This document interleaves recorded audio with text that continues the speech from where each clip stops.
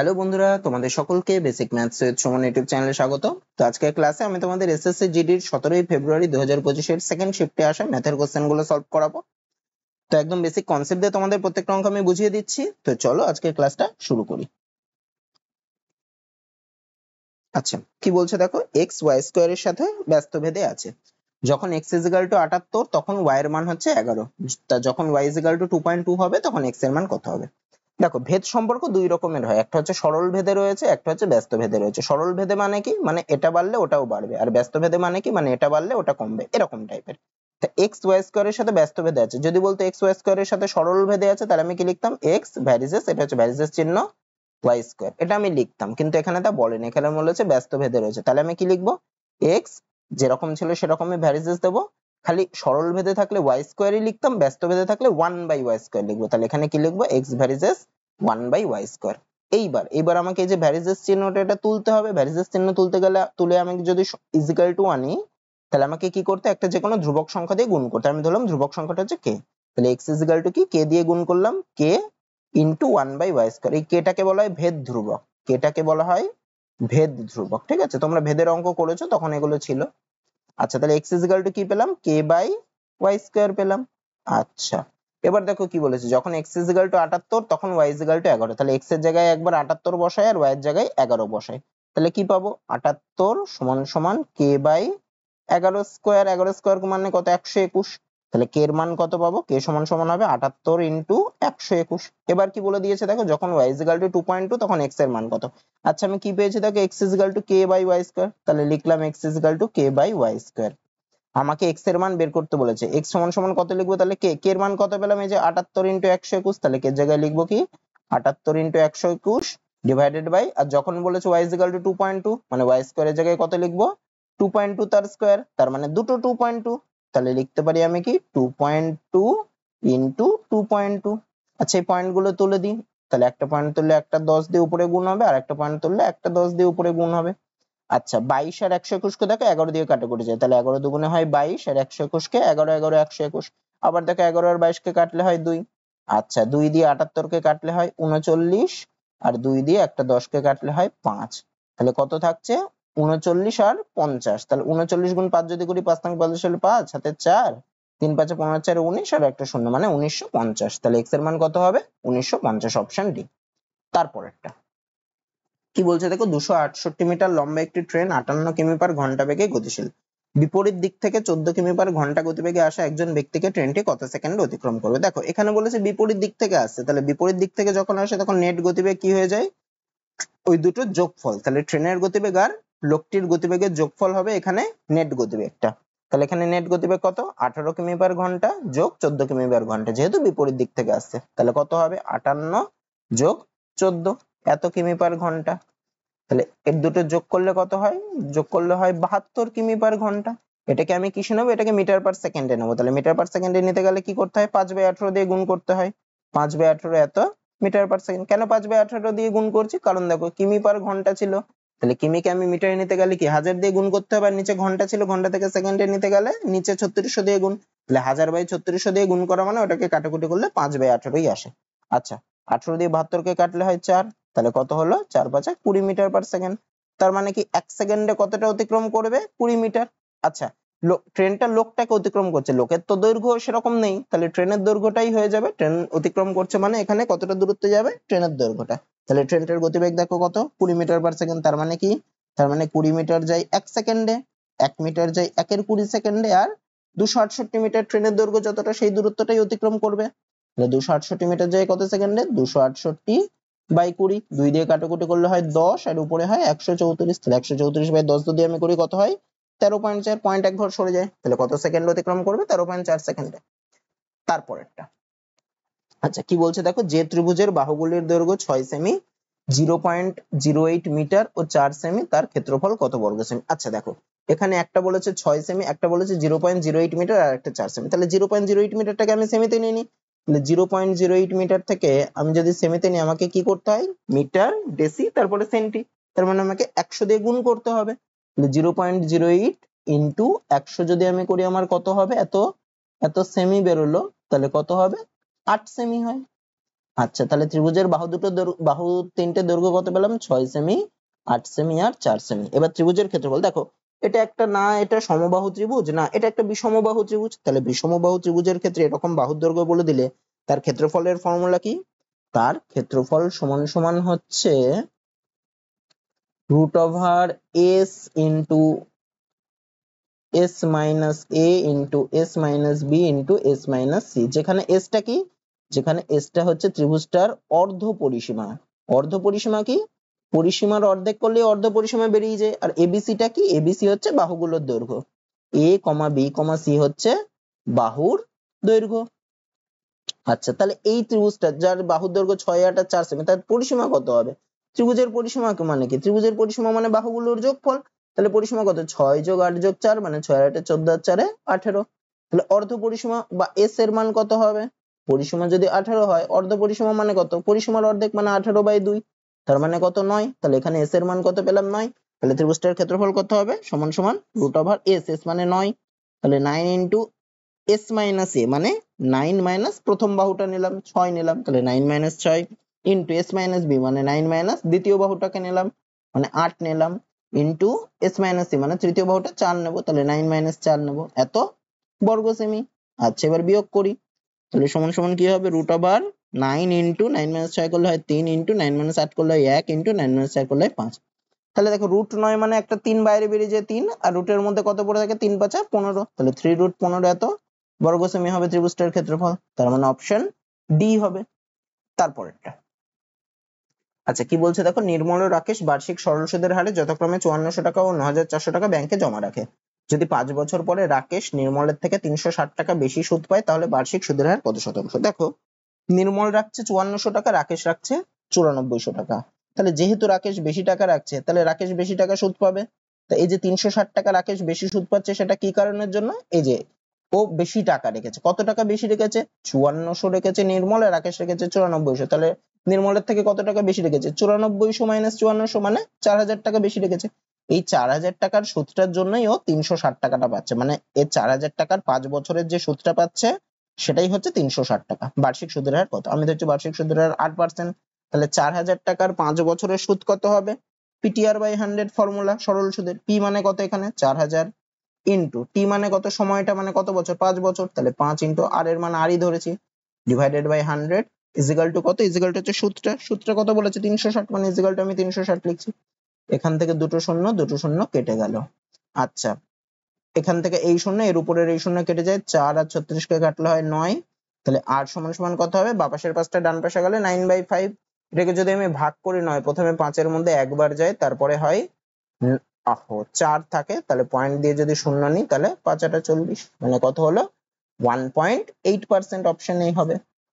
তারপরেরটা, আচ্ছা কি বলছে দেখো, নিম্নলিখিতদের মধ্যে কোনটি সর্বোচ্চ ছাড়? সর্বোচ্চ ছাড় মানে কোনটাতে সব থেকে বেশি ছাড় দিয়েছে। কি কি অপশন দিয়েছে দেখো, পরপর দুবার 5% ছাড়, পরপর দুবার 10% ছাড়, পরপর দুবার 8% ছাড়। আচ্ছা আমি যদি এই তিনটে অপশন ফলো করি, এই তিনটের মধ্যে দেখো পরপর দুবার 5% ছাড়, পরপর দুবার 8% ছাড়, আর পরপর দুবার 10% ছাড়, তা কোন ছাড়টা সব থেকে বেশি? আমি সহজেই বলতে পারছি যে বি অপশনটা সব থেকে বেশি। মানে এই দুটো হতেই পারে না, মানে প্রথম আর তৃতীয়টা হতেই পারে না। এবার চতুর্থটাকে একটু দেখি, পরপর 8% ও 11% ছাড় বলেছে, এটাকে আমাকে বের করতে হবে। তাহলে আমি দুটো বের করবো, একটা হচ্ছে পরপর দুবার 10% ছাড়, একটা হচ্ছে পরপর 8% ও 11% ছাড়। পরপর দুবার 10% ছাড়ের সমতুল্য ছাড় কত? তার মানে দেখো ফর্মুলা আছে একটা, যদি x% আর y% ছাড় দেয় পরপর, তাহলে তার সমতুল্য ছাড় কত হবে? x plus Y minus xy/100 এত পার্সেন্ট। তাহলে এক্ষেত্রে পরপর দুবার 10% মানে দুটোই আমি 10 10 ধরতে পারি, x এর মানও 10 ধরবো, y এর মানও 10, তাহলে সমতুল্য ছাড় কত হবে? 10 যোগ 10 মাইনাস 10 ইন্টু 10/100। আচ্ছা তাহলে এটা কত হয়? এখানে দেখো কাটাকুটি যায়, 0 0 0 0 কেটে গেল, মানে 1 হবে। তাহলে 10 আর 10 20 মাইনাস 1 মানে কত হয়? 19% হয়। আর লাস্টেরটা কত হয়? লাস্টেরটা দেখো 8 যোগ 11 মাইনাস 8 ইন্টু 11/100। তাহলে দেখো 8 আর 11 করলে 19 হচ্ছে, এটা করলে আরো কমছে, 19 এর থেকে কম হচ্ছে, তাহলে সর্বোচ্চ ছাড় কোনটাই? 19%টাই। তার মানে পরপর দুবার 10% ছাড় যেটা, সেটাই সর্বোচ্চ ছাড় হবে, মানে অপশন বি হবে। তারপরটা কি বলছে দেখো, ভানু শহর এ থেকে শহর বি তে যায়। সে তার স্বাভাবিক গতিবেগে 3/7 গতিবেগে গাড়ি চালালে শহর বি তে পৌঁছাতে তার 28 মিনিট বেশি লাগে। যদি সে স্বাভাবিক গতিতে গাড়ি চালাতো তাহলে শহর এ থেকে শহর বিতে যেতে তার কত মিনিট সময় লাগবে। কি বলছে দেখো, শহর এ থেকে তার স্বাভাবিক গতিবেগের 3/7 গতিবেগে যাচ্ছে। আমি ধরছি স্বাভাবিক গতিবেগটা হচ্ছে x, তাহলে সে যাচ্ছে কত গতিবেগে? 3x/7 গতিবেগে যাচ্ছে। তাহলে স্বাভাবিক গতিবেগ আর যে গতিবেগে সে যাচ্ছে তার অনুপাতটা কত? x:3x/7। আচ্ছা, এই অনুপাত থেকে x যদি আমি তুলে দিই তাহলে 1:3/7। তার মানে কত হয়? এরকম থাকলে কোনাকুনি গুণ হয়ে যাবে, মানে 7:3 হবে।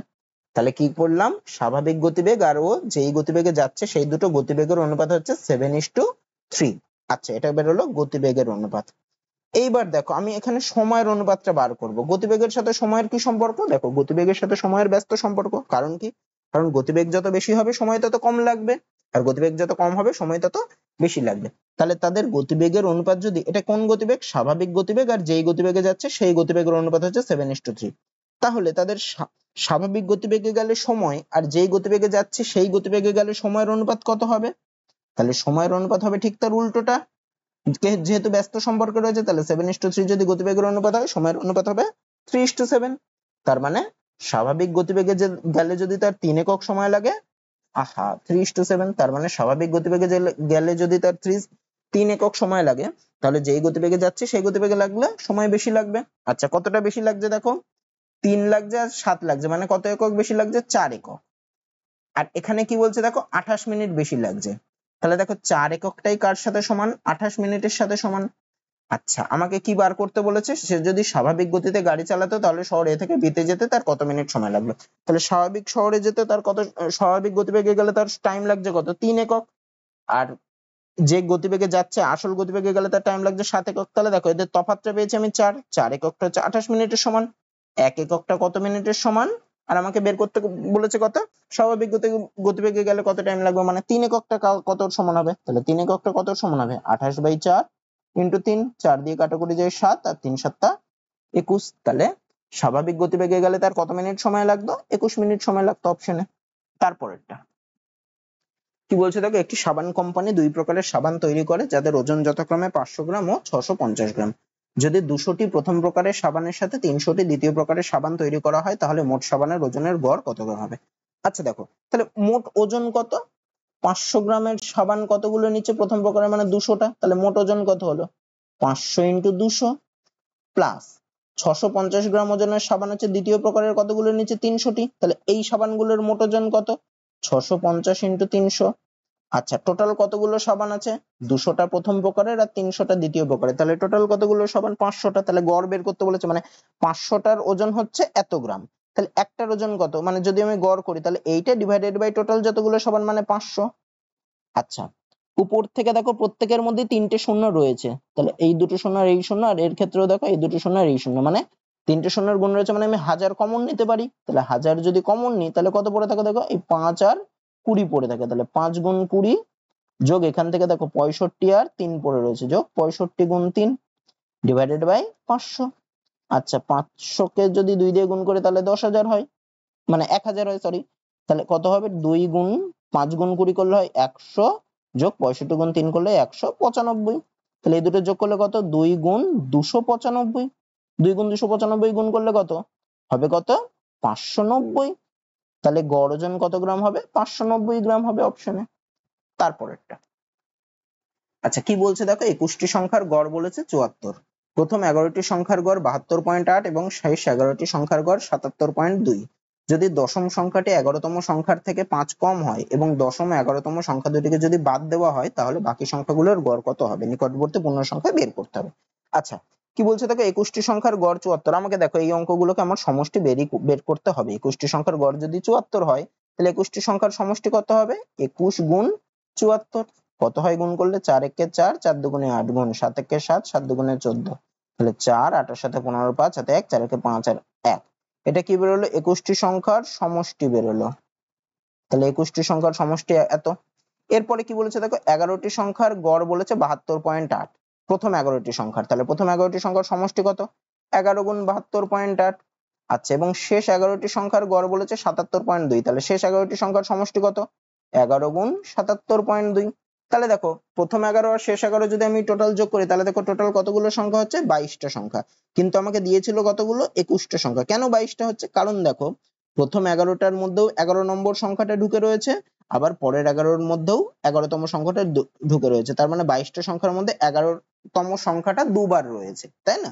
তাহলে আমি যদি 22টা সংখ্যা থেকে 21টা সংখ্যা বাদ দিই, তার মানে আমার একটা 11তম সংখ্যা পড়ে থাকবে। তাহলে 22টা সংখ্যার আমার সমষ্টি কত হচ্ছে এক্ষেত্রে?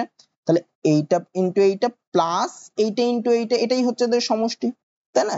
তাহলে এদের দুটোর মধ্যে দেখো 11 কমন যায়, 11 কমন নিলে কত পড়ে থাকে? 72.8 প্লাস 77.2। আচ্ছা, যদি আমি যোগ করি তাহলে কত? 11 ইন্টু এটা হয় 0.0 হাতে 1 সাথে থেকে 8 আর 2 0 হাতে 1 সাথে থেকে 8 এর সাথে 15, মানে 150। এগুলো কেটে দিলাম। তাহলে 150 গুণ 11 করলে কত? 15 গুণ 11 করলে 165 আর একটা শূন্য। তাহলে দেখো, তার মানে 22টা সংখ্যার সমষ্টি কত বেরোলো? 1650। আর 21টা সংখ্যার সমষ্টি কত? 1554। তাহলে 22টা সংখ্যা থেকে যদি আমি 21টা সংখ্যা বাদ দিয়ে দিই, সমষ্টিটা বাদ দিয়ে দিই, তবে আমার একটা সংখ্যা কোনটা বাদ যাবে? এই 11তম সংখ্যাটা যেটা দুবার ছিল সেইটা বাদ চলে যাবে। তাহলে 11তম সংখ্যাটা কত হবে? 11তম সংখ্যাটা হবে 22তম সংখ্যার সমষ্টি, 22টা সংখ্যার সমষ্টি মানে 1650 মাইনাস 21টা সংখ্যার সমষ্টি 1554। তাহলে কত হচ্ছে? 6 9 96 হচ্ছে 11তম সংখ্যাটা।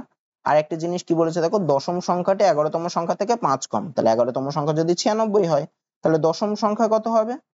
96 থেকে আরো 5 কম মানে কত? 96 মাইনাস 5 মানে করলে হয় 91। আচ্ছা, এবার কি বলেছে দেখো, তাহলে দশম এবং যদি দশম 11তম সংখ্যা দুটোকে বাদ দেওয়া হয়, তাহলে বাকি সংখ্যাগুলির গড় কত? তাহলে দেখো, দশম 11তম সংখ্যাকে যদি বাদ দেওয়া হয়, তাহলে টোটাল কতটা বাদ গেল? 96 যোগ 91 মানে কত? 7 আর 9 9 18, 187 বাদ যাবে। কার থেকে? 21টার সমষ্টি থেকে 187 বাদ যাবে। 21টার সমষ্টি কত? 1554। তাহলে 1554 থেকে 187 বাদ যাবে, হবে কত? 7 8 আর 9 6 1 আর 2 3 1 1367 হবে। আচ্ছা, এদের গড় বের করতে বলেছে। তাহলে এখন কতগুলো সংখ্যা আছে? টোটাল 21টা ছিল, দুটো সংখ্যা বাদ চলে গেল, তাহলে এখন সংখ্যা আছে 19টা। তাহলে এদের গড় কত হবে?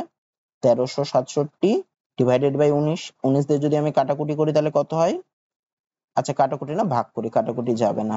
তাহলে প্রথমে দেখো 7 বার যাবে, 7 বার দিলে হয় 133, তারপরে থাকছে 3 আর 7। দেখো, এটা নিকটবর্তী পূর্ণ সংখ্যা বলেছিল মানে 37, যদি আমি 2 দিয়ে গুণ করতাম 38 হতো, মানে ওর কাছাকাছি হতো। তাহলে আমার কত বেরোবে? মানে 1.9 এরকম কিছু, আমি 72 অ্যাপ্রক্সিমেট ধরে নিলাম। তাহলে হবে কত? Option B 72।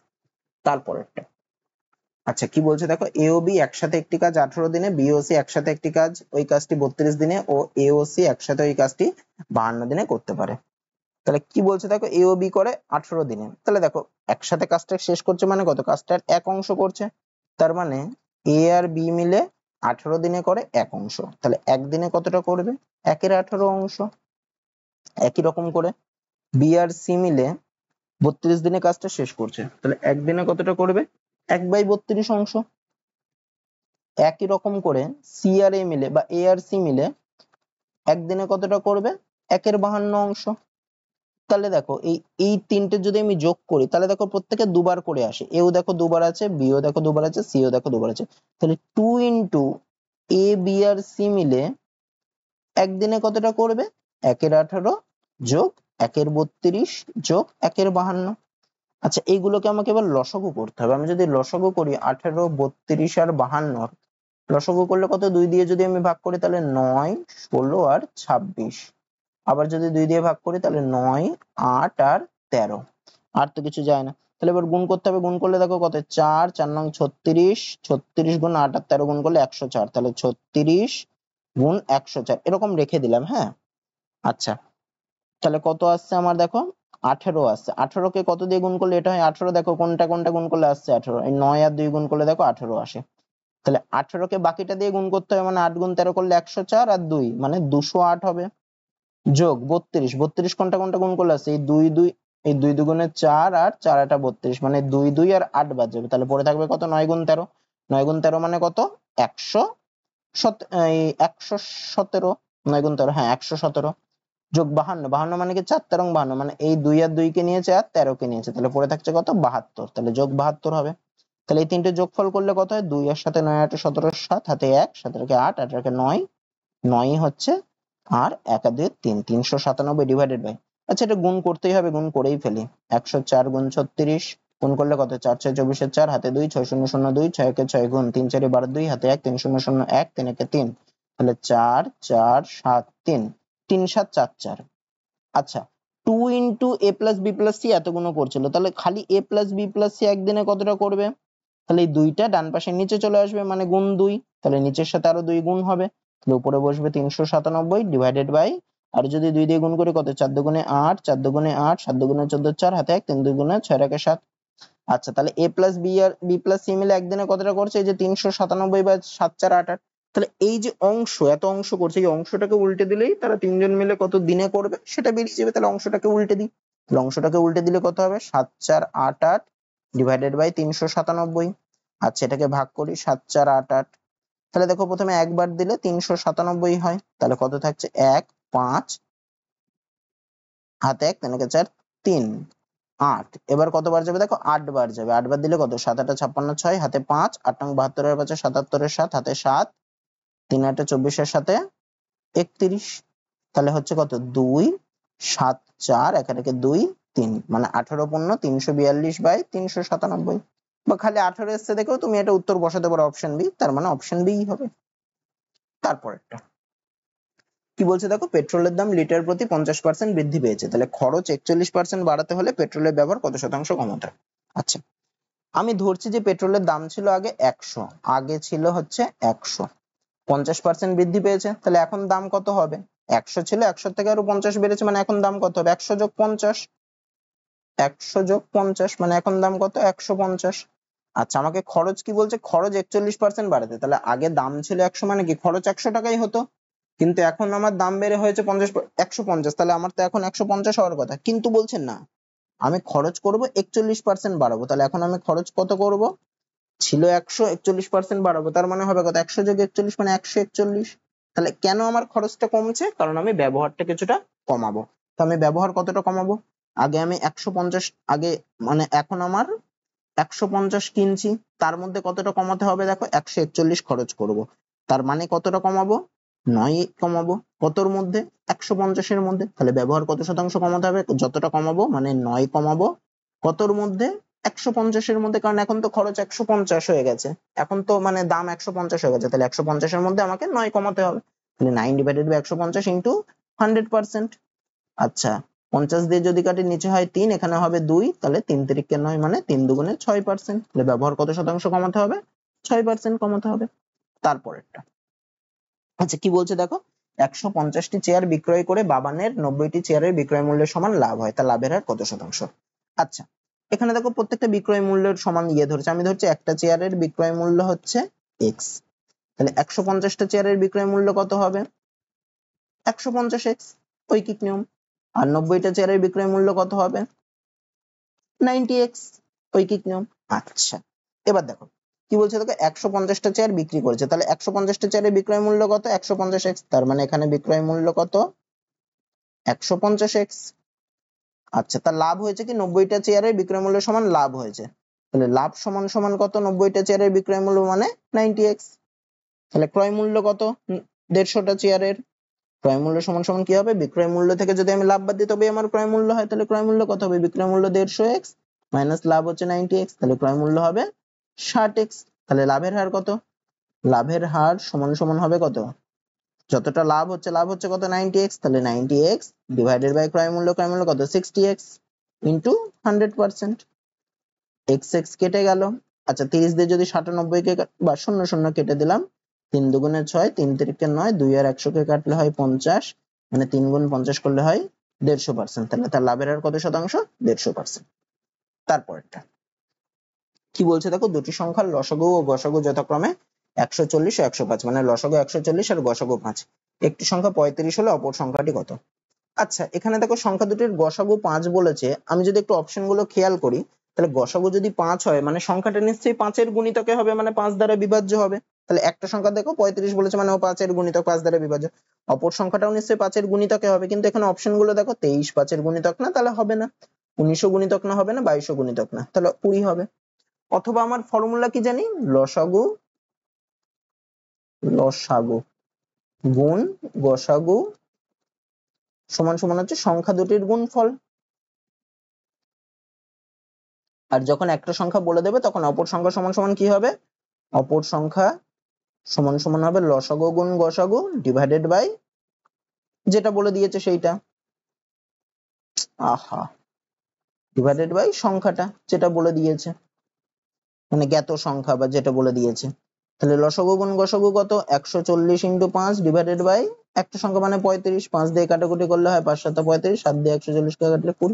এভাবেও করতে পারো একই। তারপর আচ্ছা এটা একটা সরল অঙ্ক দিয়েছে দেখো, সরল অঙ্ক আমি আগে কার কাজ করব, ফার্স্ট ব্র্যাকেটের কাজ। কোথায় আছে এখানে, 7 - 5 করলে কত হয় 2 হয়। তাহলে 5 গুণ 2 রয়েছে, 5 গুণ 2 করলে কত হয় 10 হয়। 10 এর সাথে আবার 2 গুণ রয়েছে, তাহলে 10 গুণ 2 করলে হয় কত, টোটালটা 20। আবার এখানে দেখো 20 মাইনাস, তাহলে এই পুরোটা করলে 20 হচ্ছে, 20 মাইনাস 20 করলে কত 0, মানে এই পুরো টোটালটা হয়ে গেল 0। তারপরে কি ছিল 3 গুণ 0 ভাগ 29, তাহলে আগে ভাগের কাজে 0 ভাগ 29 করলে কত সেই 0ই হবে। তাহলে তাহলে এই পুরোটা চলে আসলো আমার 0। তার আগে কত ছিল 3 গুণ 0 করলে কত 0ই হবে, মানে এই পুরোটাও আমার 0 চলে আসলো। তাহলে বাকি থাকলো কি, বাকি থাকলে 69 মাইনাস 4 গুণ 4। তাহলে 69 মাইনাস 4 4 16, গুণের কাজ আগে হয়, তাহলে 69 থেকে 16 বাদ দিলে হয় 53, মানে অপশন সি হবে। তারপর এটাও দেখো সরল অঙ্ক দিয়েছে, আগে আমি ব্র্যাকেটের কাজ করব। ব্র্যাকেট কোথায় আছে দেখো, এখানে একটা ব্র্যাকেট আছে আর এখানে একটা আছে। আচ্ছা এই ব্র্যাকেটটা আমি রেখে দিলাম, আমি পরে করব বা করে ফেলতে পারো। 29 গুণ 13 করলে কত, 13 গুণ 9 করলে হয় 117, 7 হাতে হচ্ছে কত 11, 13 দুগুণে 26, 11 37। তারপরে দেখো গুণ, এখানে কি ছিল 3 ভাগ 3 গুণ 18 মাইনাস 4 করলে কত 4/4, কাটাকুটি যায় মানে 1 হয়। তার 3 ভাগ 3 করলে কত 1ই হয়, তার মানে 377ই থাকবে, অপশন ডি। তারপরেরটা কি বলছে দেখো 0.3:4.8। আচ্ছা এটা ডবল ইস্টু মানে সমানুপাতিক চিহ্ন, 0.2:x হলে x এর মান কত। তাহলে আমি কি লিখতে পারি, ইস্টু মানে বাই দিয়ে লিখতে পারি, 0.3 বাই 4.8 ইজ ইকুয়াল টু হচ্ছে 0.2 বাই x। আচ্ছা এখানেও দেখো একটার পরে দশমিক, 4.8 ও একটার পরে দশমিক, তাহলে একটার পরে দশমিক একটা পরে দশমিক তুলে দিলাম। 3 আর 48 কে কাটাকুটি যায় 3 16 48। এবার যদি আমি কোনাকুনি গুণ করি তাহলে x সমান সমান কত হবে 16 গুণ 0.2, 16 গুণ 0.2 করলে কত হয় 3.2 হয় 32, আর পয়েন্ট এক বছর মানে 3.2 x এর মান, অপশন সি। তারপরেরটা কি বলছে দেখো, যদি x এর 4% 108 হয় তাহলে x এর মান কত। তাহলে x এর 4% মানে আমি কি লিখতে পারি, x গুণ 4/100, বা একবারে ডান পাশে 100 গুণ করে দিতে পারো, কোনো অসুবিধা নেই। তাহলে x সমান সমান কত 108 ইনটু এটাকে কাটাকুটি করলে হয় 25, মানে 108 ইনটু 25, তাহলে গুণ করলে কত 25 গুণ 8 করলে হয় 200, 200 শূন্য হাতে 20, 25 এর শূন্য শূন্য আর 20 শূন্য হবে, হাতে 2 থাকছে, 25 কে 25 দিয়ে 27, মানে অপশন এ হবে। তারপরেরটা আচ্ছা এটাও সরল অঙ্ক, আগে কার কাজ হবে, আগে দেখো ভাগের কাজ। তাহলে 16 যোগ 12 ভাগ 3 করলে কত 4, মাইনাস তারপরে গুণের কাজ, 3 গুণ 3 করলে 9। এবার তাহলে যা খুশি করতে পারো, 16 যোগ 4 করলে 20, 20 থেকে 9 বাদ দিলে হয় 11, মানে অপশন ডি হবে। তারপরেরটা কি বলছে দেখো, 219 টাকায় একটি দ্রব্য বিক্রি করে একজন ব্যক্তি 9.5% লাভ হয়, দ্রব্যটির ক্রয় মূল্য কত। আচ্ছা আমি ধরছি দ্রব্যটার ক্রয় মূল্য এক্স, তার লাভ হয়েছে কত 9.5%। তাহলে 9.5% লাভে তার বিক্রয় মূল্য কত হতো, x এর থেকে আরো 9.5% বেশি, মানে কত হতো x ইন্টু 109.5 ডিভাইডেড বাই 100, সেটা ইজ ইকুয়াল টু কত, বিক্রয় মূল্য 219। তাহলে x এর মান কত হবে, x সমান সমান কত 219 ইন্টু 100 ডিভাইডেড বাই 109.5। দেখো 109.5 কে 2 দিয়ে গুণ করলে দেখো 219 হয়, তাহলে এটাকে কেটে দিলাম, 2 লিখলাম একবারে, তাহলে সমান সমান 200, বা এটাকে পয়েন্ট তুলে করতে পারো বুঝতে অসুবিধা হলে। তাহলে কত, ক্রয় মূল্য হচ্ছে 200 টাকা। তারপরেরটা আচ্ছা কি বলছে দেখো, শিবমের দুজন নাতি রূপেশ ও মন্দারের বয়স যথাক্রমে 12 বছর ও 13 বছর, মানে রূপেশের বয়স 12 বছর, মন্দারের বয়স 13 বছর। শিবম তাদের নামে কিছু টাকা বার্ষিক 8% চক্রবৃদ্ধি সুদের হারে এমন ভাবে ব্যাংকে রাখলো যে যখন তাদের বয়স 23 বছর হবে। আচ্ছা তাদের বয়স 23 বছর হবে মানে কি, মানে রূপেশের টাকাটা কত বছর খাটবে, এখন বয়স 12, ও 23 বছর হবে মানে ওর টাকাটা কত বছর খাটবে 11 বছর, আর শিবমের এখন বয়স 13, ওর টাকাটা কত বছর খাটবে 10 বছর, মানে 1 বছর কম খাটবে। তাহলে যখন তাদের বয়স 23 বছর হবে তখন তারা সমপরিমাণ অর্থ ব্যাংক থেকে পাবে, মানে কি, মানে রূপেশের সুদাসল আর মন্দারের সুদাসল সেম হবে। তাহলে শিবম মন্দারের নামে কত টাকা রেখেছে। আচ্ছা দেখো এখানে এখানে রূপেশের টাকাটা বেশি বছর খাটছে আর মন্দারের টাকাটা কম বছর খাটছে, কিন্তু তাও তারা সমপরিমাণ টাকা পাচ্ছে, তার মানে কি, তার মানে মন্দারের নামে নিশ্চয়ই বেশি টাকা রেখেছিল। কতটা বেশি টাকা রেখেছিল দেখো, এদের সময়ের তফাৎটা হচ্ছে 1 বছর, টাকাটা কতটা বেশি খাটছে 1 বছর, তাহলে কত টাকাটা রেখেছিল, তাহলে মন্দারের নামে টাকাটা রাখবে হচ্ছে রূপেশের নামে যেই টাকাটা রেখেছিল সেই টাকাটার 1 বছরের সুদাসল যত, সেই টাকাটা রেখেছে মন্দারের নামে, মানে রূপেশের টাকার 1 বছরের সুদাসল সেটা রেখেছে মন্দারের নামে। তাহলে চক্রবৃদ্ধি সুদের হার বলেছিল 8%, তাহলে 8% সুদ মানে কি লিখতে পারি আমি 8/100 লিখতে পারি, কাটাকুটি করি 2 দিয়ে এই 4 দিয়ে কাটলে হয় নিচে হয় 25, উপরে হয় 2। মানে 2/25। এর মানে কি, মানে 25 টাকা যদি আসল হয় তাহলে সুদ হচ্ছে 2 টাকা, তার মানে সুদ আসল কত, তাহলে সুদ আসল হবে হচ্ছে 25 যোগ 2 মানে 27। তার মানে আসল যদি 25 টাকা হয় তাহলে সুদ আসল কত হবে, সুদ আসল হবে 27। তার মানে কি, মানে 1 বছরের সুদ আসল, এটা কি বের করলাম, 1 বছরের সুদ আসল। তাহলে এটাই আমি বলতে চাচ্ছিলাম যে রূপেশের নামে যেই টাকাটা রাখবে, আচ্ছা মন্দারের নামে যেই টাকাটা রাখবে সেটা কি, সেটা রূপেশের টাকার 1 বছরের সুদ আসলটা। তার মানে রূপেশের নামে যদি 25 টাকা রাখে, মন্দারের নামে রাখবে কত, 27 টাকা। তাহলে রূপেশ আর মন্দারের তাহলে টাকার অনুপাত কি থাকছে, রূপেশ ইস্টু মন্দারের যদি আমি অনুপাত বার করি, অনুপাত হবে 25:27। আচ্ছা টোটাল কত টাকা রেখেছে শুভমের কাছে, মোট 24,700 টাকা রয়েছে, মানে টোটাল 24,700 টাকা ভাগ করেছে। তাহলে মন্দার কত টাকা পাবে, মন্দারের ভাগে যত কত 27, তাহলে 27 ডিভাইডেড বাই দুটোর যোগফল মানে 27 আর 25 যোগ করলে 52 ইন্টু 24,700। আচ্ছা যদি আমি 4 দিয়ে কাটাকুটি করি, 4 তেরং 52, এখানে হবে 6, 7 এর মধ্যে একবার যায় 3 শূন্য মানে 4 7 28, 2 0 5।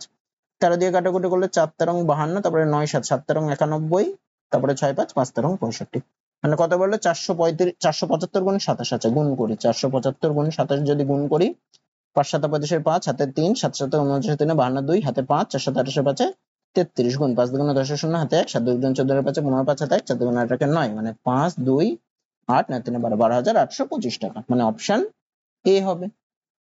তারপরেরটা কি বলছে দেখো, প্রবীণের কাছে 1224 টাকা আছে, সে ঠিক করলো যে সেই টাকাটা দুই ছেলে ঋষি এবং শানের মধ্যে বার্ষিক 4% চক্রবৃদ্ধি সুদের হারে এমন ভাবে ব্যাংকে রাখবে যে ঋষি ও শান, এটা তালব্য সহায়কান্ন হবে, যথাক্রমে 15 বছর ও 16 বছর পর সমপরিমাণ অর্থ পাবে।